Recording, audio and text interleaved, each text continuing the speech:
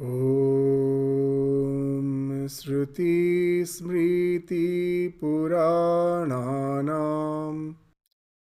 Alayam Karunalayam Namami Bhagavat Padam Shankaram Lokashankaram.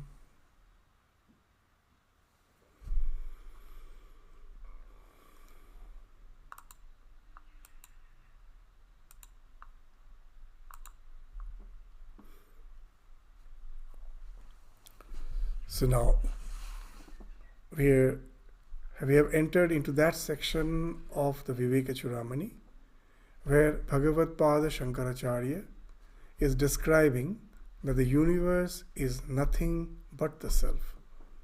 It is the self that is being manifested as the universe. So the Atman alone abides. So now we will study the illusoriness of the universe as stated by Bhagavan Sri Krishna in Bhagavad Gita. So the 233rd verse of Vivekachudamani refers to that whenever we are going to establish a spiritual truth, so that the various pramanas are resorted to, the Shruti pramana, the Smriti pramana, and the Nyaya pramana. So here we find that Bhagavad Pada Shankaracharya is resorting to Smriti Purana. So Bhagavad Gita is a part of Mahabharata Itihasa. It's an Itihasa which is considered as a Smriti. The Vedas, the Upanishads are the Shruti. The Puranas, the Itihasas, they are all the Smriti Shastra. And Bhagavad Gita comes in the Smriti Shastra where Bhagavan Sri Krishna himself is instructing Arjuna in the Bhagavad Gita. So there we find the reference that where he is saying that it is he who alone is the ultimate reality, but at the same time the world as such is illusory. It's not ultimately, in the ultimate sense, in the paramarthik. There are two types of truth, three types of truth which has been spoken of which one is the paramarthik, one is the vyavaharik satya. And say here we will find as far as the paramarthik satya is concerned. So there we will find that the world doesn't exist at all. The God alone exists. And the thing which doesn't exist in all the three phases of time has been enumerated as something which is mithya, is illusory. So now let us read the verse and then we will try to understand the meaning of the verse. What is being said there? The 233rd verse. Bhagavad Pada Shankaracharya is referring to Bhagavad Gita, the words of Bhagavan Krishna in Bhagavad Gita in this verse. So what's the verse is?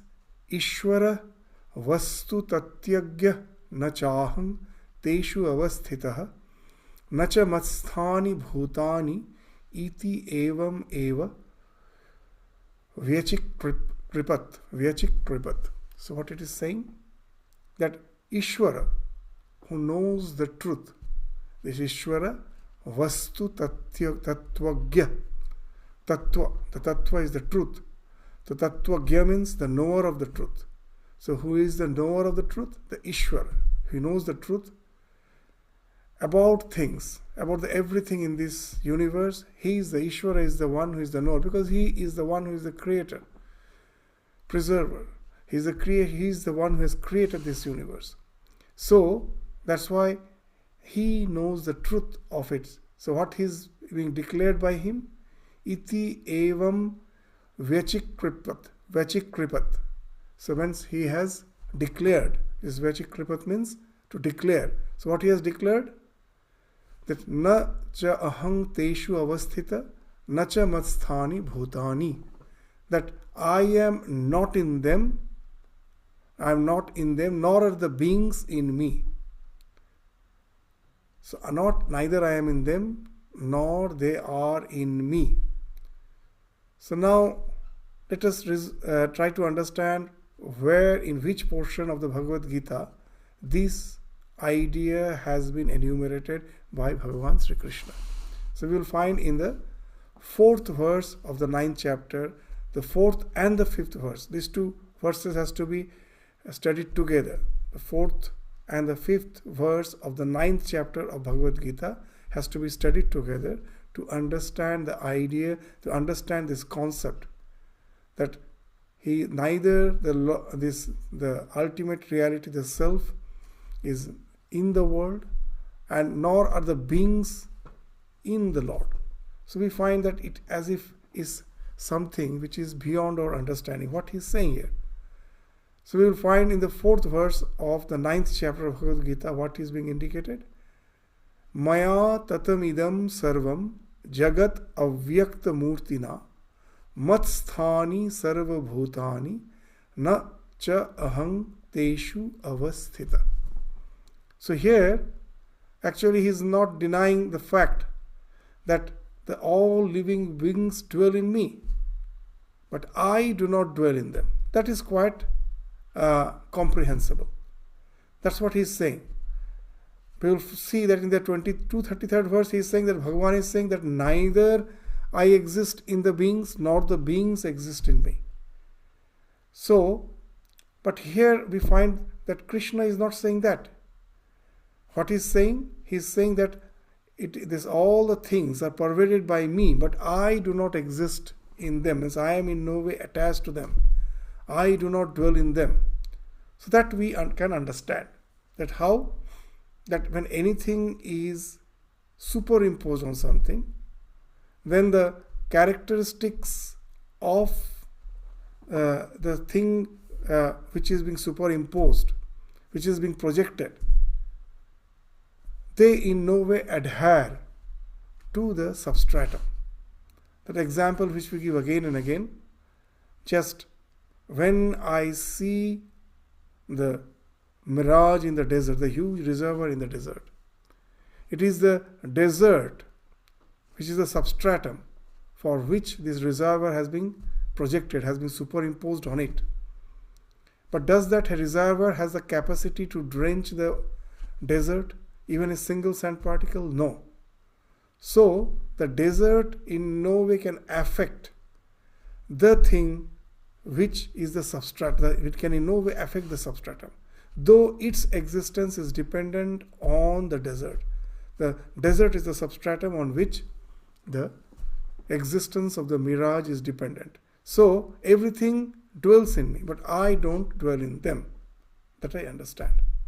But after saying that, in the Bhagavad Gita, the very next verse, Bhagavan will be saying now that neither that I dwell in them nor they dwell in me. First they are saying that first in this verse they say that I do not dwell in them, but they dwell in me. But in the next verse again he will say neither this I dwell in them nor they dwell in me. The same idea which Bhagavad Pada Shankaracharya is saying in the 233rd verse. So it may appear to be contradictory, but let us try to understand that what is the inner meaning of that verse. So that let us read the 5th verse of the 9th chapter of Bhagavad Gita. What is that? Nacha matsthani bhutani pashya me yogam aishwaram bhuta bhrinna cha bhutastho mamatma bhuta bhavana. So after saying that that I do not dwell in them, so here again he is saying that living beings do not abide in me. The living beings dwell in me first, he told in the previous verse, Matsthani sarva bhutani, that every living beings dwell in me. And then he is saying, and yet the living beings do not dwell in me. So behold the mystery of my divine power, divine energy. That although I am the creator and sustainer of all living beings, I am not influenced by them or by their physical nature. This is bhuta bhavana, by their material nature.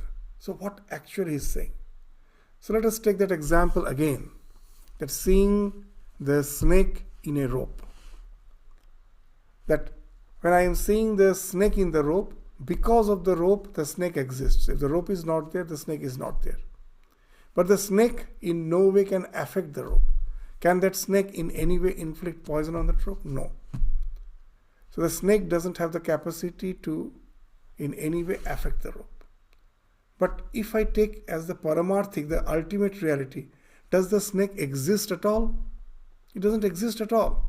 The moment my ignorance is gone, I will find, oh, it was an illusion. The snake was never there at all. That because of the lack of light, I was seeing the rope as the snake. Now, anything that doesn't exist, ultimately which doesn't exist, can it in any way, we can say that it in any way is, its existence is dependent on the substratum, because it doesn't exist at all. As per the paramarthik satya is concerned, as per the ultimate truth is concerned, it doesn't exist at all. So how can I say that the living beings abides in the Lord? Even the living beings also, as per the ultimate reality is concerned, as they don't exist, ultimately they don't exist, there is no questions of abiding in the conscious principle, the Lord. So in the fourth verse, what we saw, that all living beings dwell in me, but I do not dwell in them. So it's like as we said, it is like the mirage seen in the desert. The mirage is because of the desert, but the mirage cannot drench the desert. But then in Bhagavad Gita, as the next verse, what we are saying, that he says, and yet the living beings do not abide in me. So to abide in something, first one's existence must be ascertained. The mirage existence ultimately means, as per the paramartha satya is concerned, paramarthata, existence cannot be ascertained. So similarly, the existence of all living beings ultimately cannot be established. So it's just like a dream. So dream seems to affect the dreamer when he is dreaming. When I'm dreaming, it appears, whatever I'm seeing is real to me at that time. I seem to be affected by all the objects of the dream. But when I wake up, what I find? Oh, it was all illusory. In real sense, it has not affected the real me. Maybe in the dream, I saw that the enemy has attacked me. I am running. They have inflicted injury on me. When I wake up, is there an injury? No. So in real sense, when my dream breaks, when I wake up, then I find in no way I have in any way was identified with the objects of the dream, nor the objects of the dream in any way affected me. So both were unreal. So what it speaks of, that all the experiences are unreal. So thus, if we take these two slokas of the Bhagavad Gita, the fourth and the fifth together, we find that the Shankaracharya statement, Bhagavad Pada Shankaracharya statement, is very significant when he says, Na chahang teshu avasthita, na cha matsthani bhutani. So this speaks of the illusoriness of the universe. If anything is illusory, then there is no question of dwelling in it, nor it can dwell in me. It's something like dream. It has its reality only when I am dreaming. And that also because of illusion it appears to be real. But actually it doesn't exist at all. So this is the idea of the illusoriness of the world is being spoken of in the Smriti Shastra by Sri Krishna. We find that if you take this fourth and the fifth verse of the 9th chapter together, the Lord himself is indicating that he alone is real. Everything else is illusory. That God alone abides. Everything is just a mere illusion. As per the paramarthik satya is concerned, as per the ultimate truth is concerned, it is all illusion. So that's the thing. Again, in the next verse will be explained with respect to the state of deep sleep. That in the next verse we will find that the illusoriness of the universe is explained with respect to the deep sleep state. What it is saying, the 234th verse. Yadi satyang bhavet vishwam shushupto upalabhyatam yat na upalabhyate kinchit atah asat swapnavat mrisha. Just now we were speaking of the dream. That's the thing which we spoken of here. What is saying? If this external universe, which we see in the waking state with our senses, mind and senses, if it was real, it wouldn't have disappeared in the dreamless sleep state, in the deep sleep state. In the deep sleep state, I am not aware of the universe. It has vanished. If it was real, it could have never been out of my sight. What it is saying, we will try to understand. That first, let us try to understand the literal meaning, and then we will go to the real meaning, the interpretation of this verse. We will try to understand just later. First, what is saying, that in deep sleep, as we are not aware of the world, something about which our awareness gets interrupted, it cannot be real. So first we have to understand the definition of reality in Vedanta. What it is that? That which exists in all the phase of time, past, present, future. But this world, what to speak of after my passing away, even when in the deep sleep I am not aware of it, then how can I say it is not existing, and when I am deep sleep, its existence is interrupted? How can I say that it is something real? So that's why it is saying, as it is not at all perceived in deep sleep or in the dreamless sleep, it is false like a dream. Yat na upalabhyate kinchit. Yat na upalabhyate. As it is not perceived at all in kinchit. Atah asat. Hence it is unreal. How its unreality is like swapnavat. Just like the dream, it is mrisha. It is false like a dream. So now let's try to understand what Bhagavad Shankaracharya is actually indicating. So as the first is the definition of Sat. The definition of reality is what? That which exists in all the phases of time, past, present, future. The Sat is that which is Trikal Avadhita, whose existence is not interrupted by any phase of time, past, present, future. Now, in our life, we experience three states. What are the three states? Jagrat, Swapna, Shushupti. The waking state, the dream state, and the deep sleep state. It is the three states in which we are constantly existing. Either in the deep sleep state, or in the dream state, or in the waking state. This is the three states. We cannot think of anything beyond that. Now you will find the experiences of the three states are constantly changing. That when I am awake, I am experiencing this external world. In the dream state, my mind starts projecting a world which has nothing to do with this external world. It is totally different. So what I am experiencing is different. And in the deep sleep state, there is no experience at all. But how do I know there is no experience at all? Because there is someone experiencing. When I wake up, it is I who say, I had a very nice deep sleep. I was aware of nothing. Who says that? I. So the experiencer, that experiencer is the same. Do you ever feel the experiencer of the deep sleep is different from the experiencer of the dream state? And again, it is different from the experiencer of the waking state? No. So the experiencer is the same. Its existence is never interrupted by any phase of time, past, present, and future. In whatever state I may be, the experiencer is someone about whom I am always aware. It is something which I can never forget. I'm always aware of my amness. So the experiencer is always there, same, without any change. It doesn't age. It doesn't undergo any transformation. Do I ever feel my sense of amness as a boy is something different as an adult? Do I feel it is something different? No, it is the same. I may have grown, transformed. I am grown old. I am constantly changing. My thoughts are changing. My body is changing. It is decaying.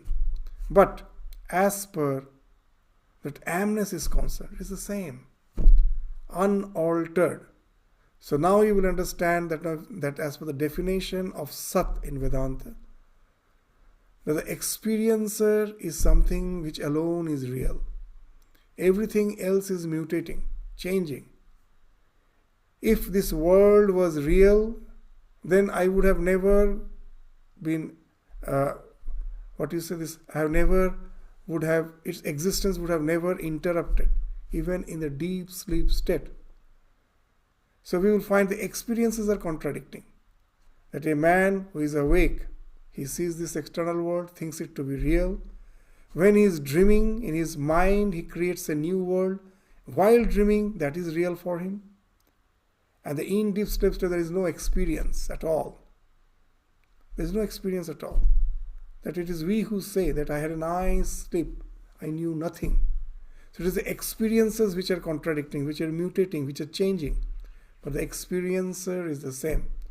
So that way he is saying that if the experiences are changing, then how can I say that the external world, which is also an experience in the waking state, to be real?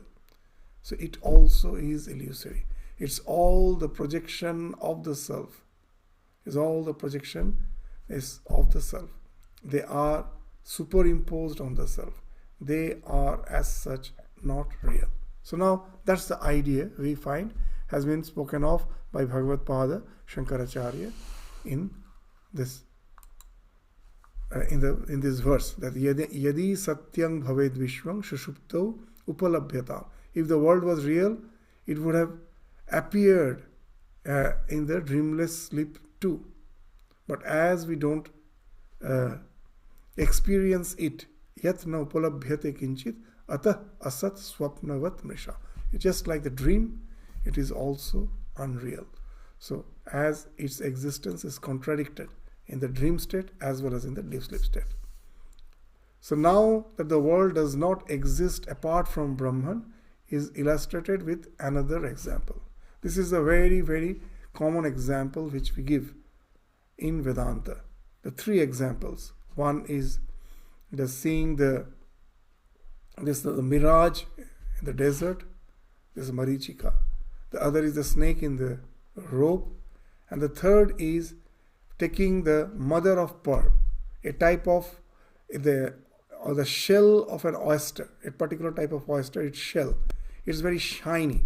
In a moonlit night, it shines. In the sea beach, you will find that the shell of a particular oyster, it shines and appears like a silver. So silver is projected in the mother of pearl. So this example will be illustrated in the 236th verse. What it is saying? Bhrantasya yat bhramatah pratitam brahmaiva tat rajatang hi shukti idantaya brahma sada eva rupyate tu aropitam brahmani nama matram. So what it is saying? Bhrantasya yat bhramata pratitam brahmaiva tat. That whatever appears to a deluded man, this Bhranta, a deluded man, whatever he is seeing under the influence of delusion, Bhramata means under the influence of delusion, whatever he is seeing, yat, it is actually Brahman and Brahman alone. Pratitam Brahmaiva tat. Whatever I am seeing because of delusion, this world of name and form, is actually Brahman and Brahman alone. And then this example, Rajatang hi Shukti. So for the silver is really the mother of pearl. When I see that silver, is the silver really there in that particular type of, in the shell of that particular type of oyster, the mother of pearl? It's not there. It appears as silver. The silver is superimposed on the mother of pearl. So does the silver exist there? No, it is actually only the mother of pearl. So that's what he's saying. Rajatang hi Shukti. So for the silver is really the mother of pearl. So that's the thing. So idantaya Brahma. So whatever is referred to as this. So whenever I point with my finger and say this is table, this is chair. So this is the idea of idantaya. So this is the chair, this is the table, this is the carpet, this is the room. Whatever I am saying, this is such and such person. So whenever I have to indicate anything by saying this, I reach out to the external world through my mind and the senses and point out and say this. So that is what is meant by idantaya. So whatever you say as this is actually Brahma. Just this through this example, the other example also the same meaning applies. That when I am seeing the snake in the rope, the snake is actually the rope. The snake doesn't exist at all. When I see the mirage in the desert, it is the desert alone. The mirage doesn't exist at all. It is a delusion. Similarly, when I am seeing the silver in the mother of pearl, it is the mother of pearl alone. Silver actually doesn't exist. So in this, similarly, this world, whatever I am saying, that this is table, this is chair, this is the carpet, whatever I am saying, this is a person. Anything when I am saying this is actually Brahman. Brahman is being projected as all these objects of name and form in this world. So they are superimposed on Brahman. So Brahman alone is the substance behind them. So idantaya Brahma. So whatever is referred to as this is Brahman. And then what it is saying? Sada eva rupyate tu aropitam brahmani nama matram. So sada eva rupyate tu aropitam brahmani. So whatever is superimposed on Brahman is Brahman alone. And what I say is just a matter of name. I am just giving a name to it. But in essence it is Brahman and Brahman alone. Just in the Chandogya Upanishad, this idea very nicely it has been spoken of. That what? Vacharambhanam namadheyam mrittika iti eva satyam. Iti eva satyam. Iti eva satyam. That when I see a lot of pots made of clay, there may be different utensils made of clay. A pot made of clay, a plate made of clay, a tumbler made of clay. So what in essence they are all clay. As per its shape and as per its utility, as per the form, rupa, as per its form and as per its utility, artha kriya karitva. I am just giving it a name. It has a vyavaharik satyata.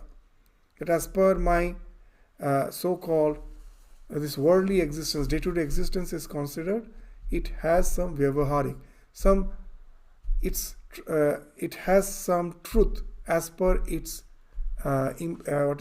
dealing in our day-to-day life is concerned. But ultimately, in real sense, what it is a clay and clay alone. Nothing but clay. It is a clay which is the essence of all these utensils. Just I call them by different name. So this name, only this is a matter of name. So whatever I am just designating all these objects as is just a matter of name. But in essence, it is the Brahman and Brahman alone. So that's the idea which has been spoken of in the 236th verse. And then in the 237th and the 238th verse, the ultimate reality is being described. That the Brahman, which alone exists, which alone abides, which is appearing as this world. So what that Brahman is, Atah, the 237 and the 238 verse, what is saying? Atah parang brahma sat advitiyam vishuddha vijnana ghanam niranjanam prashantam adyanta vihinam nirantaram anandarasa swarupam. So this is the 237th verse. And the 238th verse, nirastha maya kritam sarva bhedam nityam sukham nishkalam aprameyam arupam avyaktam anakhyam avyayam jyotiswayam kinchit idam chakasti. So therefore this Supreme Brahman, the ultimate reality, Parang Brahma, Atah Parang Brahma, therefore, what it is? It is the only reality, Sat. So many these words has been used to explain that ultimate reality. The first is, it is Sat. Sat means, as we said again and again, one whose existence is not interrupted by any phase of time, past, present, and future. It's always there. The awareness behind all our experiences.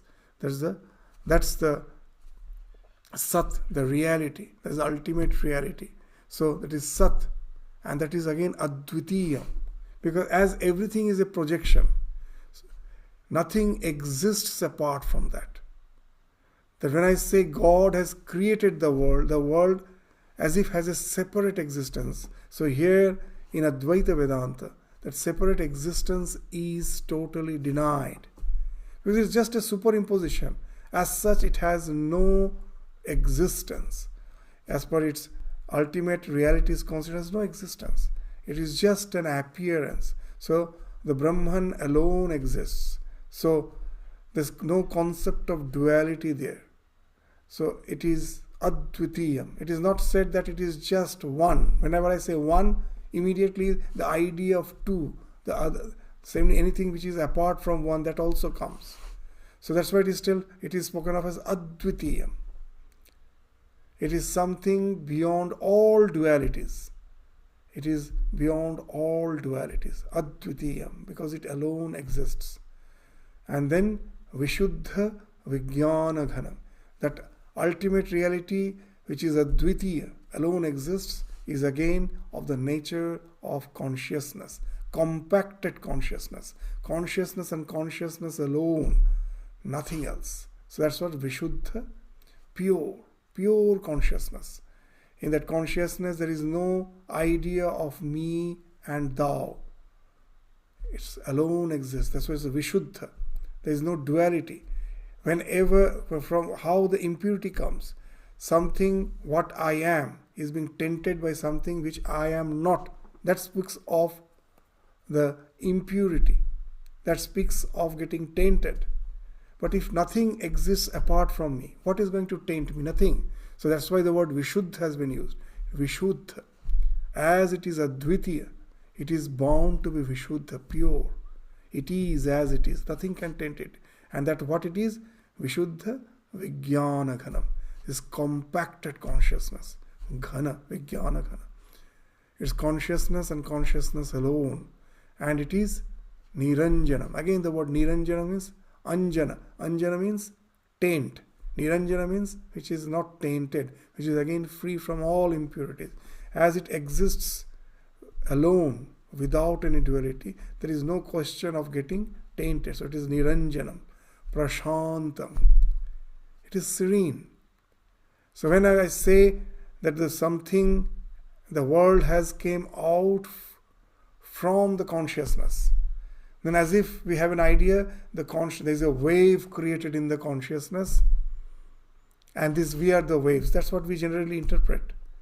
So actually, it's so difficult to explain the reality that we use that examples, but those examples have limitation.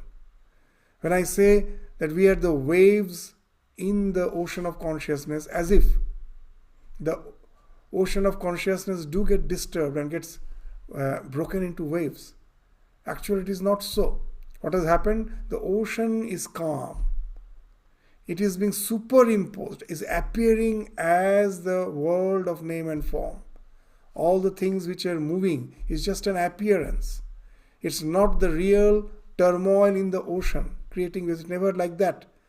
For the sake of trying to understand, we sometimes use some examples but they have some limitations. So actually there is no in any way disturbance in the conscious principle. It is as it is, ever placid, because of that even the same thing you will find in the mirage, that if we see a huge reservoir which actually is not there. And not only we see the reservoir, that reservoir with the water seems to be flowing.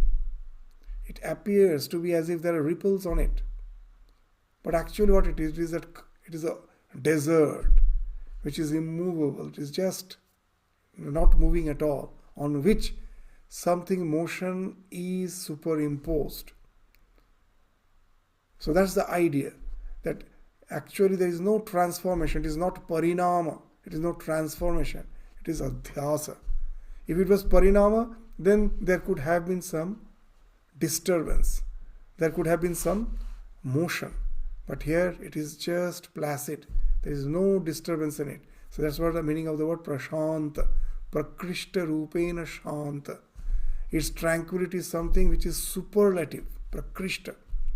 There is no question of it getting disturbed by anything, because nothing exists apart from it.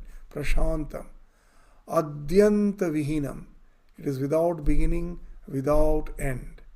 It is in the eternal present.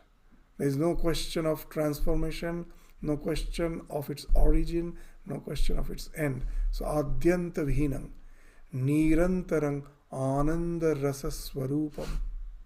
It is in the ever state of bliss. The duality which we experience in this world in the form of joy and sorrow, that doesn't exist in it. It is always in the state of perpetual bliss. The dualities of this joy and sorrow doesn't exist on that. As we say again and again, the joy and sorrow that we experience in life is because of the mind which has been projected by the self and its turbulence. When the mind is turbulent, it filters out that bliss factor of the self, which causes all the dejections and unhappiness in life. When our desire is fulfilled, for the time being, the mind is calm. The self, which is always in the perpetual bliss, that bliss is no more filtered out by the mind, because it is calm. It is only the disturbance of the mind that filters out the bliss of the self. For any desire is fulfilled, for the time being the mind is calm, and then the bliss is experienced. So that's why we feel that the duality of joy and sorrow. It is because of the mind, which itself is a superimposition on the self. And again, the mind which is superimposed, it appears to be moving. And with its movement, the duality of joy and sorrow originates. But the self itself is something which is always in that perpetual bliss. That is being mentioned as nirantaram, without any interruption. Antara. Antara means gap. Nirantara means negation of that. There is no gap. Nirantara. Constant. Just like a flow, as the scriptures give the example of Taila Dharavat. Like the flow, when the oil is flowing, there is no interruption in it. Because of the viscosity of the oil, you'll find it is a constant flow. They say the bliss of the self is something like that. There is no interruption in it. Nirantaram, ananda rasa swarupam. And that ananda is not by attaining something. That in our life always we feel that happiness comes when I attain the object of I desire. Anything which I desire, when I attain. But here, the self is bliss itself, swarupa. There is no question of attaining anything. It is always in that state, and it is its nature. So that's why nirantaram ananda swarupa. So each and every word, so how beautiful it has been chosen by Bhagavad Pada Shankaracharya. He realized so. So each and every word has such deep meaning. He would have said that is ananda, it is just ananda. But instead of just saying ananda, ananda rasa swarupam. That swarupam is very important. That it is not, that happiness of the self is not by attaining something. It is its nature. It is always in that state. It is the nature of the self. That bliss is the very nature. So that's the idea of swarupa. Nirantaram ananda rasa swarupam. Nirastha maya kritam sarva bhedam. So free from all the differences that result from maya. Because Maya, the word Maya means that because of delusion, I am not seeing the thing as it is. What the word Maya means? Ya means yatha yatha, as it is. Ma is a negation of that. That because of illusion, I am not seeing the thing as it is. As a result, what happened? The self, which is tranquil, which is Vijnana Ghana Rasa, it is always in the state of perpetual bliss. It appears as this world of name and form because of the projection. That example which we give again and again, the white light falling on the prism breaks into the spectrum of 7 colors. It's actually the white light. Its association with the prism makes the white light appear as the spectrum. The spectrum actually is nothing but the white light. You remove the prism, the spectrum is no more there. It merges with the white light. So, from where the spectrum came? Because of the mind. But if I see on the other side of the prism, if I see, to find out the, the origin of the spectrum, what I do? I start the screen on which the spectrum is being projected. I start moving backwards. I come to the prism. I go to the other side of the prism. And then I see the spectrum has vanished. It's the white light and white light alone. So because of the prism, it is breaking into the spectrum. Similarly, beyond the mind, beyond the senses, beyond the mind, it is just the self. In no way it is being affected by the delusion, which is caused by its association with the mind. It's not, it is beyond that. And that's why what he's saying, nirasta, that Maya as if gets defeated. Maya cannot affect it. As Sri Ramakrishna very nicely gives a wonderful, simple example. He says, the snake poison can inflict, the venom of the snake can inflict others. But does it inflict the snake? No, in no way it affects the snake. It is carrying the fangs, the poisonous, this sac in its mouth. The venom sacs are in its mouth, but it in no way gets affected by the poison. But the one whom it bites, he gets affected by the poison. Similarly, that's the way Sri Ramakrishna is giving that example. So here also the same thing. The entire existence is because of the self, but it in no way gets affected by it. It is nirasta maya kritam sabha. Because of Maya, because of this delusion, Maya kritam sarva bhedam, this world of name and form comes into existence. But the self is never affected by it. So the Maya is as if defeated, nirasta, by the self. So that's this is see how nicely poetically he's using this word. Nirasta Maya kritam sarva bhedam. The Maya kritam means effectualized. Something which is effectualized by Maya. What is effectualized? This world of name and form. It is beyond that. It is the ultimate cause. So, and then what it is saying? Nityam. So, Nityam, it is permanent.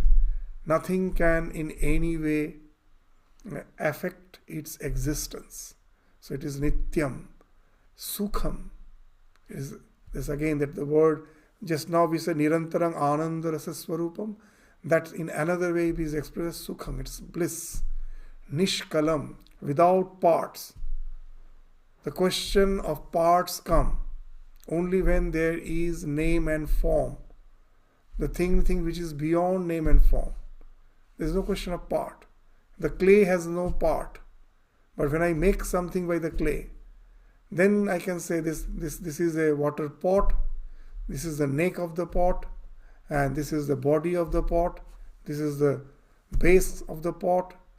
So all these various question of various names and of the parts come only when the name and form exists. something which is beyond name and form. There cannot be any question of part. Just the clay, the mold, it has no part. But when I'm making something out of it, then the question of part come. Various part which comes together to form a composite. That happens only when this world of name and form comes into existence. Beyond that, it is something which is nishkalam, without any part. It is a consciousness. There is no question of part. And then aprameyam. It is beyond the faculty of reasoning. Prama means this measurement. Prameya means something that can be measured. Prama is measurement. Prameya means that which can be measured. Aprameya means that which cannot be measured. Because something which is beyond your mind, even in this world, there are so many things which I cannot measure. When a mother feels that love for his child, the maternal love, someone asks the mother, do you feel tremendous love for the child? Yes. And if he or she asks, how much love? Can you quantify it? It is impossible. So what to speak of the self? Even in this life we find that all the feelings is something which cannot be quantified. It's beyond all measurement. So that's why the self is the ultimate reality spoken of as something which cannot be quantified. Aprameya cannot be measured. It is beyond the faculty of reasoning. So that's why it is aprameyam. And then arupam, formless, and avyaktam, unmanifested. In this world, everything, whatever I see, has to be manifested. Then only I can perceive. The self cannot be perceived. That's why it is called avyaktam. To understand that, again we can take that example which we have so many times resorted to. So the gravitation is unmanifested unless I see a falling object. In the falling object, the gravitation is manifested. The light is something unmanifested unless it falls on an object and the object shines. We cannot see the light itself. The existence of the light is palpable, is something we become aware of only when it falls on an object and illumines that. Magnetism, the same thing. Unless we see this iron filing is being attracted by an iron bar which actually is a magnet, I can never be aware of the magnetism. It is something unmanifested. So similarly, the ultimate reality behind the entire existence is something because of which everything is. But it is something which is the ultimate cause and which can never be as such pointed out as this. It is something unmanifested, avyaktam, anakhyam, without name.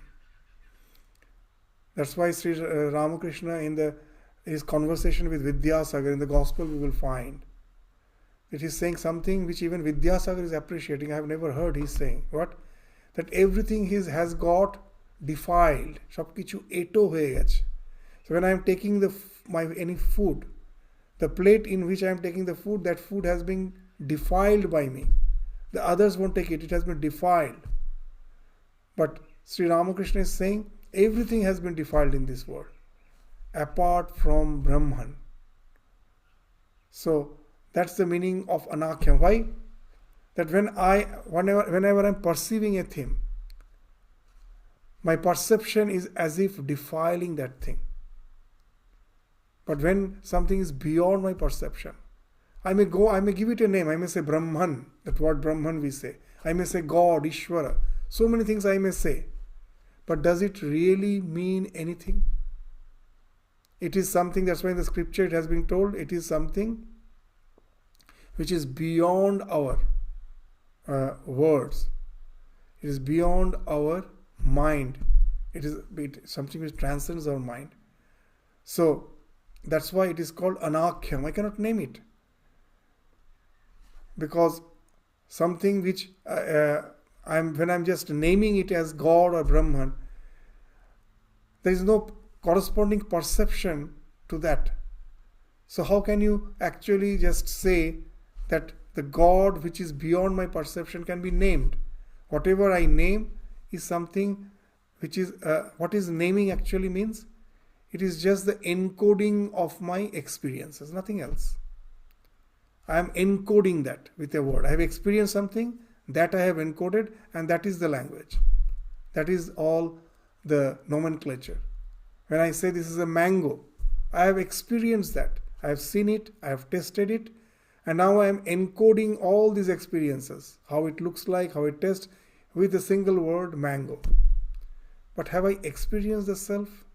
So now when I give a term to it, isn't it just a mere word which doesn't have any corresponding experience behind it? So that name is worthless as such. So that's why it is saying it is anakhya, without name. I cannot name it. Till unless I realize it, I can never name it. Avyayam, immutable. And then, see, immutable. The same thing. That fire as such, when a fire, can I in any way cut the fire? No.